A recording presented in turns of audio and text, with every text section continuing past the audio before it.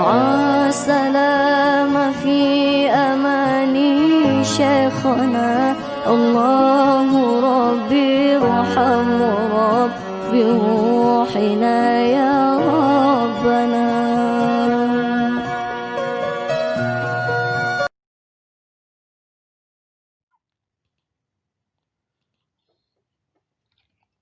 Assalamualaikum warahmatullahi wabarakatuh. Apa kabar anak-anakku, murid-muridku, anak kelas 4? Bahwa harap kalian dalam keadaan sehat dan tetap semangat untuk menuntut ilmu pada pagi hari ini. Takbir. Allahu Akbar. Baik, sekarang kita akan melanjutkan pembelajaran kita yaitu tentang bersuci dari haid. Kemarin kita sudah membahas sedikit tentang apa itu haid dan beberapa warna-warna haid. Sekarang kita akan melanjutkan pembahasan kita tentang waktu haid. Baik, silakan bukunya dibuka. Terima kasih.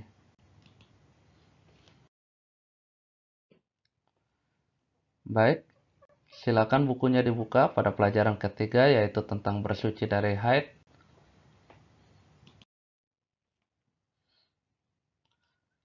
Batas waktu haid.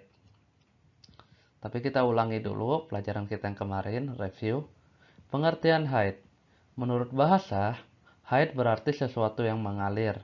Sementara menurut istilah syarah atau hukum Islam, haid adalah darah yang keluar dari rahim perempuan yang sudah balik dalam keadaan sehat. Jadi, haid itu adalah keluarnya darah dari rahim perempuan yang sudah balik. Sudah balik artinya sudah masuk tahap dewasa ya. Dan dalam keadaan sehat artinya bukan dalam keadaan sakit ya, sehat aja. Haid terjadi pada perempuan secara alami bukan karena suatu sebab atau penyakit. Jadi haid juga bukan karena penyakit ya. Jadi haid itu adalah kondisi di mana wanita normal. Malah sering dibilang kalau wanita tidak haid maka tidak normal lah. Artinya ada sesuatu gitu. Nah, dan keluar pada waktu tertentu. Jadi haid itu keluar pada waktu tertentu. Itulah siklus atau waktu haid. Jadi, haid adalah darah normal bukan disebabkan oleh suatu penyakit, luka, keguguran, atau melahirkan. Darah haid tersebut keluarnya bisa sedikit berbeda waktu sesuai kondisi lingkungan dan iklimnya, sehingga terjadi perbedaan antara satu perempuan dengan perempuan yang lainnya. Baik, kita masuk kepada batas waktu haid. Kebanyakan ulama berpendapat bahwa haid tidak akan terjadi sebelum anak perempuan memasuki usia 9 tahun. Bila keluar darah sebelum berusia 9 tahun, maka itu dianggap darah penyakit. Jadi, ada ulama kita di ulama Islam, agama Islam mengatakan bahwa anak perempuan itu akan mengalami haid ketika di atas 9 tahun, gitu 10 tahun atau 11, 12. Bila keluar darah sebelum berusia 9 tahun, maka itu dianggap darah penyakit. Jadi ketika di bawah 9 tahun kayak 8, 7 berarti ketika haid berarti itu ada dianggap darah penyakit, bukan darah haid. Darah haid normalnya keluar setiap 1 bulan sekali sampai seseorang mengalami menopause tidak keluarnya darah haid. Jadi darah haid itu normalnya bagi perempuan yang sudah dewasa itu keluarnya 1 bulan sekali. Maka sering kalau anak cewek itu hebat tuh. Yang paling hebat itu adalah cewek. Kenapa? Karena cewek itu bisa datang bulan, mendatangkan bulan. Kalau cowok nggak bisa kan?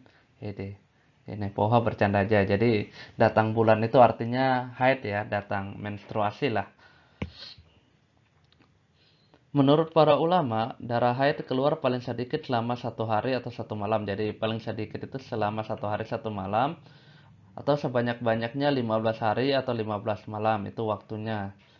Dan yang sedang adalah 5 hari 5 malam. Jadi ada siklus ya, batas waktu yang paling sedikit adalah selama 1 hari 1 malam atau yang paling banyak mengalami haid adalah 15 hari atau 15 malam dan yang sedang adalah 5 hari 5 malam atau 1 pekan.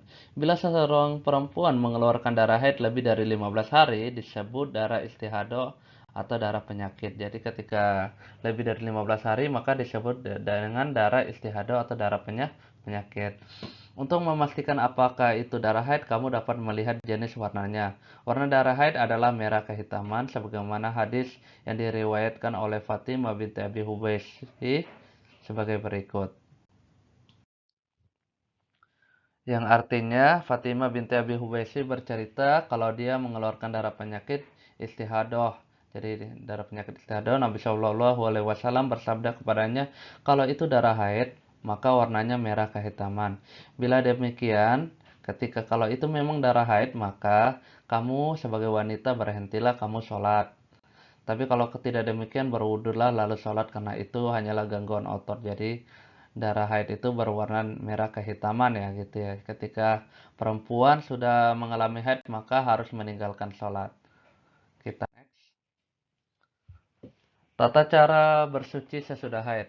Haid adalah salah satu najis yang dapat menghalangi seseorang perempuan untuk melakukan ibadah sholat, puasa, tawaf, dan ibadah lainnya. Setelah selesai haid, seorang perempuan diwajibkan bersuci dengan cara mandi besar atau mandi janabah. Jadi cara untuk membersihkan haid, karena haid itu adalah najis ya. Ketika najis maka kondisi kita dalam keadaan hadas gitu kan ya. Nah, jadi caranya untuk membersihkan dari haid itu adalah ketika sudah waktu haid selesai, maka kita bisa menyucikan diri dengan cara mandi besar, yaitu mandi janabah atau mandi wajib. Hal ini dilakukan untuk menyucikan diri setelah haid agar ibadahnya sah dan diterima oleh Allah Subhanahu wa taala. Kita next saja. Berikut tata cara mandi besar sesuai dengan tuntunan Rasulullah Shallallahu Alaihi Wasallam. Yang pertama, caranya adalah menyiapkan air, sabun, sampo, lalu berwudu terlebih dahulu. Yang kedua, menyiramkan air ke kepala, lalu menggosok-gosokkannya dengan kuat sampai ke tempat tumbuhnya rambut kepala sebanyak 3 kali. Yang ketiga, menyiramkan air ke seluruh badan, diutamakan anggota badan yang kanan dahulu, baru anggota badan yang kiri. Yang keempat, meratakan air ke seluruh badan. Yang kelima, menuangkan sampo ke kepala dan sabun ke badan, kemudian menggosoknya sampai bersih. 6. Menyiramkan air ke kepala dan badan sampai bersih. Oke, ini tata cara bersuci dari haid ya. Nanti akan kita bahas tentang niat mandi wajib atau mandi janabah pada pertemuan selanjutnya. Ini cuman sebagian besar dari tata cara bersuci dari haid. Nanti akan kita bahas dan kalian akan menghafalkan niat mandi janabah tersebut. Oke, kita next.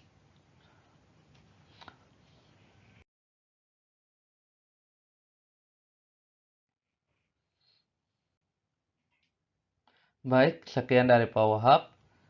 Untuk pertemuan kedua ini tidak ada tugas. Kalian cukup menonton video Pak Wahab dan yang paling penting absen ya. Jangan lupa absen di YouTube Pak Wahab, jangan lupa.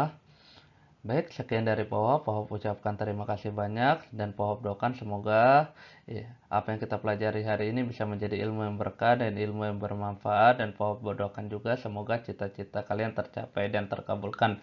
Amin ya rabbal alamin. Billahi taufiq wal hidayah. Assalamualaikum warahmatullahi wabarakatuh.